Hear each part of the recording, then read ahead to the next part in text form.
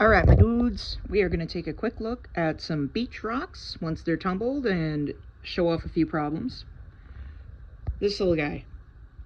Some kind of microcrystalline quartz with inclusions that has been tumbled down to whatever state this is. Tons of fractures, but look, I'm not going for perfection here. I'm going for Long Island geology in pretty stone form. This is the kind of microcrystalline quartz you're going to find on most beaches. You see there's still going to be fractures in there.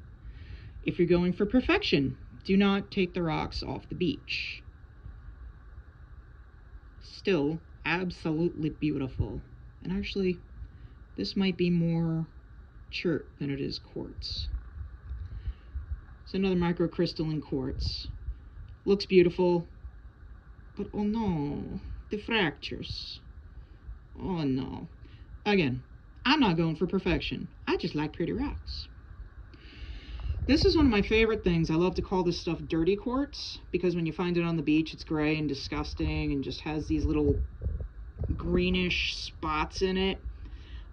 This particular one, this looks like bruising.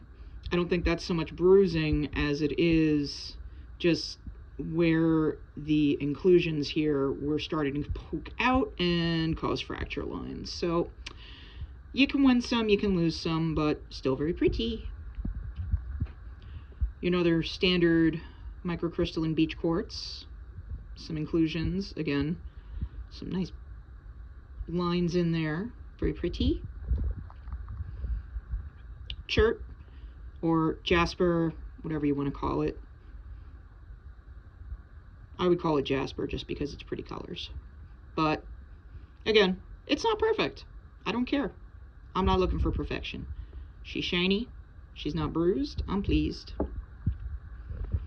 Again, macrocrystalline quartz. This one without fractures. I love these.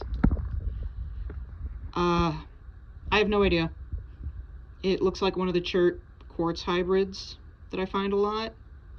They're both microcrystalline silicates, but yeah, sometimes you find a mixture of the two, and that's okay, because it's yellow, it's beautiful, and this one polished really well. Another microcrystalline quartz. Again, I'm not looking for perfection. I just want pretty rocks. Honestly, I have no idea. No clue. I think this may have broken off this. I think it might have been on the top. This little guy did not take a shine. I think it's mostly feldspar. Thought it was quartz, but you win some, you lose some. Oh, one of my absolute favorites.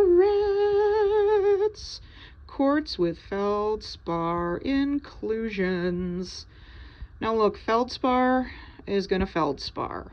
Feldspar is flaky, feldspar is breaky. It happens. Anybody who's tried to tumble labradorite will tell you it happens. But I don't care. Look at it. Look at how pretty it is. Look at these colors. I don't know if you can see the depth, but gosh, I love these. This is your standard run-of-the-mill dirty / milky quartz.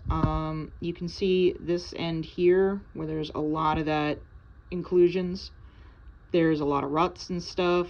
Doesn't take too good of a polish because of that. But the milky quartz sides are nice. It's got little colorful doodahs, fractures, whatever. No big deal. It's a beauty, and I'm happy. I am not sure what this gorgeous creature is. It's got a little hole in it. I had to use a water pick to clean that out. Obviously, another microcrystalline silicate or cryptocrystalline silicate, whatever you want to call it. But I don't know if I can get my camera to show it. Oh, sorry, shaky cam. No. I'm using an iPhone, I don't have professional equipment, but there is some really nice depth where all that crackle is, and it's just gorgeous. gorgeous. Took a really nice polish. Yeah, ruts and pits and whatever, but I ain't mad. I ain't mad. Love that little hole. This little dude, probably some kind of granite. I'm not really sure. Or, gneiss? Is it? I am not a geologist. Rock buffs, geology buffs, feel free to weigh in. Regardless, doesn't take a nice polish. Like, you get this weird mixed polish, but, I'm not angry. I love the colors. I kind of love the textures. Like, it just feels nice. So, see what I did there? It feels nice. And lastly, the little video I did before, I showed this one off, but I'm showing it again. Look at this conglomerate. My God, I cannot get over it. I can't get over it. It's beautiful. And again, like, you know, a conglomerate, it's made up of a bunch of different rocks in a matrix. And it's just gorgeous. You know, usually when I find these on the beach, I jokingly call them brickia, because it looks like red brick with a bunch of rock in it, even though technically it's a conglomerate, not a brickia.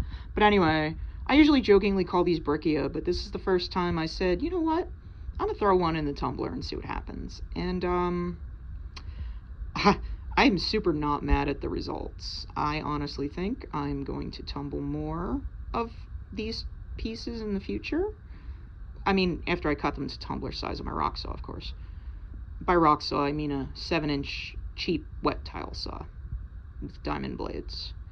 Because you don't need expensive lapidary equipment to do lapidary things. But I'm just blown away by this one.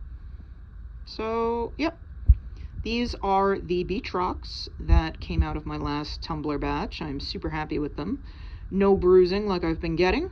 And I'm going to do a video on beach rocks in the future for anybody who tumbles, so that you know what to look for and what not to pick up.